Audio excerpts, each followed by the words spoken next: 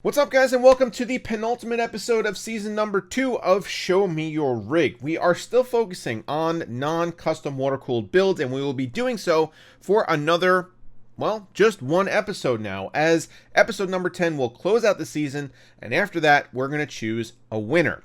However, this time around, I actually got a whole bunch of submissions to this email address right up here for custom water-cooled builds, and we are going to be taking a look at 2 of them today.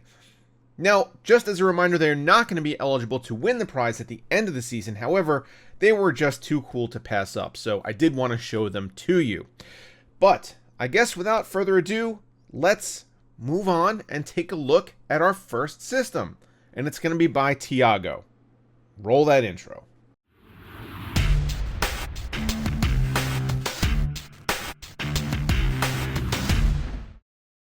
So our first system today is going to be from Tiago T, and as you can see from the picture, we're already dealing with quite a beast. Tiago writes, "Hey, my name is Tiago, love your channel. I know you've reviewed the Caselabs SMA-8 in the past, and recently I was still able to get one and do a build in it. Here are some pictures if you'd ever want it on your episode for showing rigs.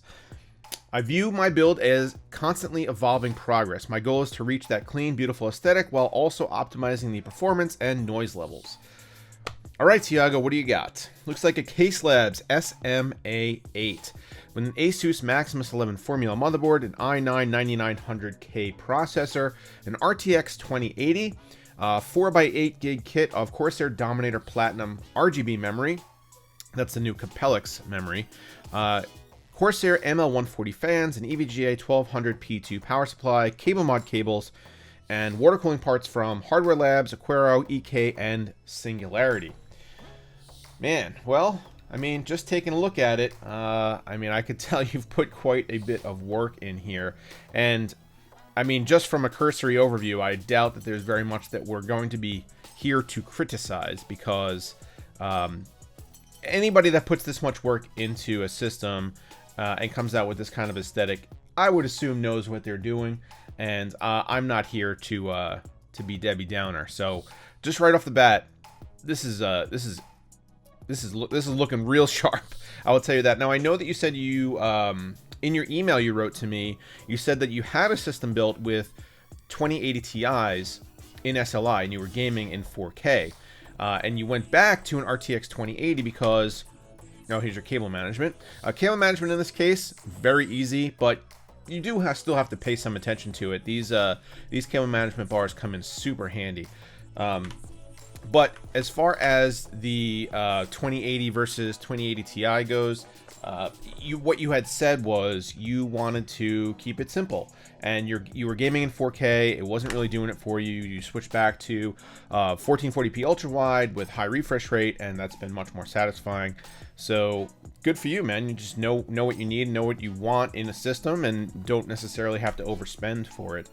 This is a picture, I guess, before you swapped over to those Caselabs Dominator Platinums, and I guess you had a different color scheme going on here. I guess the one thing that I would say is that, you know, sometimes this is hard to avoid when you have your GPU in a vertical orientation like this. And this case is not exactly easy to maneuver, but the way to fix that is to manipulate the case and literally turn it and angle it such that the fluid fills that space and creates an air gap that can then flow back to your one of your reservoirs here, one of your reservoirs, and then you could fill that gap from, you know, wherever your fill port might be. But this is just a pretty absurd looking system, to be honest, and I do like that you went with the simplicity of a 1 GPU setup, and the fact that you have it mounted vertically takes up the space in here that you would normally have filled with 2 GPUs in a build like this. So I mean, it doesn't look like it's out of balance at all, and I think you have these running in series, so basically it's you don't have 2 separate loops going on here. You just have the one. Which is certainly fine. There's no problem with it. But I think in a case like this, you need to have these 2 reservoirs going on. Otherwise, if you just had one, you'd have a pretty big gap over here, pretty big empty space. This is Hardware Labs. Ooh, that was my neck. It's like the Hardware Labs. I think this is a 60 mil radiator, so you have some sufficient cooling going on there, I will certainly say. And this is it's I guess a kind of a similar like fan arrangement and radiator placement that I had in my Project Baron build. I did have like the radiators at the top and at the bottom. I don't know if you have one down there, and I don't know that you said you did or not. But I mean, this is actually a really good place to put it just because it's just a big basement specifically designed for that. But I'm not sure if something this thick would fit down there with everything else you might have, like, you know, your power supply, your cables, any other tubing runs and whatnot. Any event, it's not like you did something wrong even if you don't have one down there. This still looks great, and I mean, for what you are cooling, you have definitely have sufficient cooling capacity here with the system that you've built. But yeah, I don't really have anything that I want to complain about here. The Capellix RGB LEDs on these Dominators is pretty stellar, having seen them in person, and I will be using these in an upcoming build actually. So these are super low energy LEDs too, so it allows the memory to clock higher, which is pretty neat. But yeah, Tiago, great job here. I'm gonna stop babbling because I think people probably just want to look at the photos, but awesome job, awesome build. And let's just move on to the next one, who is Martin, I believe. So Martin writes, "Hi Brian, I'm a longtime subscriber of your channel. I really enjoy both the informative, often entertaining content and production quality of your work. I wanted to build something small with a good amount of power that was also visually attractive. The NZXT H200i was perfect. I use this machine as my general purpose PC. I do play the campaigns in most of the Call of Duty series, but am really more interested in the hardware nowadays as opposed to actual gaming. Being a software engineer, I wish I could tell you that I use this PC as a development machine. However, now 14 years into my career, coming home from work and continuing to code just doesn't happen anymore, and I don't blame you. So, the case is an NZXT Red H200i. The motherboard is a Gigabyte Z390i Aorus Pro Wi-Fi. For cooling, we've got a Cooler Master ML240L AIO. The GPU is an NVIDIA GeForce RTX 2070, the XC version from EVGA. Processor is an i5-9600K at 5.1 gigahertz. That's pretty beefy overclock there. The memory is G.Skill Ripjaw's, doesn't say 4 or 5, I guess we'll find out in a second. 2x8 gig kit at 3200. For storage, he's got a Samsung 970 EVO and a Toshiba 2 terabyte hard drive. Power supply is a Cooler Master Masterwatt 650, and that's it. All right, so first thing here, PC on the floor. Paul from Paul's Hardware would scream and yell at you, and I'm going to do the same. No, I'm not really going to scream and yell, but I'm sure you get a lot more dust this way than you would otherwise, so I would recommend just getting like a little platform or something so that you're not sucking up all that dust into the intake. But you got some photos here, so let's take a look at them. Actually, let's back up. Back up. There we go. Cable management. So in a mini ITX case, cable management is always a challenge. This case, it has a good amount of assistance given to you with these cable channels. I did find that these are, I'd almost rather just have some straps as opposed to these channels. They kind of got in the way a little bit, but you've seemed to have been able to take advantage of them a lot better than I was. And then you have, there's a larger space over here, and then you cram some under the shroud. So always a challenge in these small spaces, but you managed to do a really great job, to be honest. And it looks like the side panel goes on with no effort, which is always the biggest challenge that I face, cramming on that side panel once you've cable managed everything. But everything looks good back here. Again, PC on the floor. What is wrong with you, sir? You are a monster. The EVGA RTX 2070 XC is an awesome little card. I mean, it's not a tiny card, but it is an awesome. You've managed to put together a system that has a really nice balance. The 9600K, especially, you managed to get it up to 5.1, is a great gaming chip. And then the 2070 is a perfect complement for it at this, that kind of price point. So definitely a really well constructed, well thought out system. Here's your Ripjaw's 5 memory, as it turns out, nice and color matched in black. There's your setup, 970 Evo, and then here is the overall build. And when I built in this case, looks like you get the NZXT, like the stock case fans you're using here. So it just kind of matches because everything is just black. When I built in this case, I built in the blue version, but same thing basically. And I was really impressed with just how it looked and how it was to build in, you know, when I was all done. Because I don't build many mini ITX systems. But when I do, it's always a little bit of a struggle. But this case was great, and I definitely recommend it for anybody who's looking to build a mini ITX system and not necessarily the tiny footprint. This is a little bit larger than, you know, some of the smaller builds, but I mean, it's going to give you that same kind of mini ITX feel without you having to cram your fingers into tiny impossible spaces. And it's got really good airflow, and obviously you could fit some decent hardware in here too. So this is a totally solid build, and I like it's kind of like a no frills approach, but with everything done with care. Like, you put some zip ties around the PCIe cables. You know, these are the stock fans, but they are still color matched to the build. You made sure that you chose a power supply that had all black cabling, so you wouldn't have to go with custom extensions or anything like that. You got the color matched fans up front, and this is just a really solid little system, and I'm sure that you are enjoying the hell out of it with some Call of Duty games. And you know, there's not a whole lot to say about a system like this. Everything looks like it's done really neatly and really well and with care. So I wouldn't be looking to change anything about this, but I certainly wanted to show this off because I really do enjoy a good mini ITX build, especially when it's done like this. And just as a reminder, next season is going to be the small form factor season. So not necessarily all mini ITX, but micro ATX as well, just not full ATX. So a system like this would be perfect for next season. And anybody out there with a build, a mini ITX build or a micro ATX build that thinks they got a shot, remember, starting in, I guess, a couple months when we start season 3, it will be your time to shine. But this is a great build for this season because AIO system, not custom loop, and very well done. And thank you so much for sending it in. So let's move on to our third system and then get the hell out of here. So here is our third and final system, and it comes to us from somebody who did not give me their name, so I just have to call you by what your email was, which was Slideways. So, Mr. Slideways, or Captain Slideways, or Dr. Slideways, I'm not really sure.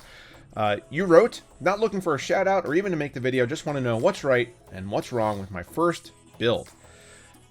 Well, if this was your first build, this was a hell of an effort. So we got a Corsair 275R case, a Ryzen 7 2700X, 2 Vega 64s, 32 gigs of Corsair Vengeance LPX memory, 1000 watt EVGA power supply, Crucial MX 500 gig SSD, 3 terabyte Seagate hard drive, EVGA cables, a 360 and a 240 rad 12 millimeter acrylic tubing, and some baro temperature and flow meter sensors.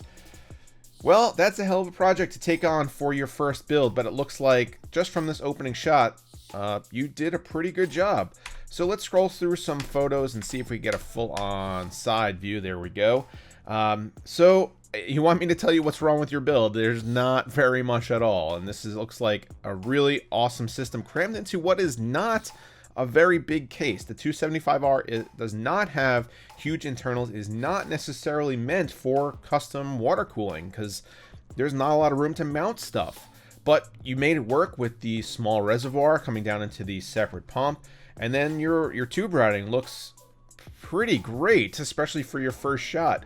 Acrylic tubing is much harder to work with than PETG, but I mean, clearly I don't know how many times you had to do these bends to make them work, but they look great, and everything looks like it is routed horizontally, parallel to each other. This one here, obviously, you had to make this run from diagonally from your CPU down to the GPUs, so there's going to be no bend there, I guess. But yeah, this is well done. Also, the wiring from like all the temperature sensors and whatnot, it's hard to hide them in this kind of a case. So obviously you're going to see them a little bit down here, but the flow rate sensor and the temperature sensor, again, great little accessories that you don't necessarily see crammed into a tiny build like this. Here's your fill port here, and then as we just scroll through the rest of the photos, there's nothing to complain about on this. You want to know what you did wrong? I mean, there's not much. Everything looks really good, and you even went with the monoblock to cover up the VRMs as well. And let's see, hold on, let's scroll all the way back. Yeah, so the monoblock with the Aorus logo from EK looks stellar. And then the two Vega 64s, again, it's something that I used in Project Baron. I don't often see this kind of configuration in Crossfire at all, just because, these GPUs weren't all that popular. But when I had them in my system, and you put two of them side by side, like, this is going to perform really, really strongly in any title that can leverage both of those GPUs at once. So there's certainly nothing wrong with them. I think it's just a matter of cost for most people. For the price of two Vega 64s, you could probably buy something that's a little more powerful, but this kind of a setup visually is pretty striking, especially with these new EK Velocity blocks. So yeah, this looks really awesome, and I like how you have your drain port down here at the lowest point in the loop. It's kind of like feeding off, and you got a whole bunch of like 90-degree bends going on down here just to make sure that you can access it, which is awesome. You did everything right in this, and I hope that maybe watching some of my water cooling content has informed some of the way you build these or this system, because it looks like a lot of what you've incorporated is stuff that I kind of preach when I do these kinds of builds, like to make sure that you have a drain and to make sure that your tubing runs are parallel if you can, and all that. So I hope that I had an influence on you. If not, that's certainly okay too. There are plenty of other water cooling people out there that I'm sure that you've watched as well. But for a first build, tackling this kind of a system in this small of a case is quite an endeavor, and it looks like that you have certainly taken your time and done it right. So let's see if we can nitpick anything. Do we have anything that we could complain about? How about this? How about this cable up here? It doesn't look like it's quite in line with the rest of the cables. It's a little rogue right here. So probably best to tear this whole thing down and redo it, I think. So that's what you did wrong, besides not giving me your name. So anyway, thank you very much for sending it in, and maybe your build will help inspire other people to do something like this in a small case with this kind of crazy hardware. But yeah, that's it. Thanks, guys. Let's wrap up. So episode number 9 of season 2 of Show Me Your Rig is all finished. If you guys want to be on the show, this is the email address right up here. So make sure to send me in as many high quality photos as you can. The description of your system specs, what you use it for, and your name is very helpful as well. As a reminder, we got one more episode in this season where we're going to be featuring non-custom water-cooled builds, and the end of the season wrap, including the giveaway prize, will go to a non-custom water-cooled system. So AIOs or air coolers is what we're looking for. Next season is going to be starting in a month or two, and we're going to be focusing on small form factor builds. So that's mini ITX or micro ATX systems. So if you got one of those, maybe save it for a month or two and then send it in once again to this email address right up here. And if you leave me a comment down below asking me how to enter this series, I will not respond to you, because I'm telling you right now. So hopefully you've watched this far and you know that this email address right up here is how you enter if you want to be on this show. So thanks guys so much for watching. Next month we wrap this season up, and then we move on to season 3. So get subscribed if you are not already, and I'll see you next time.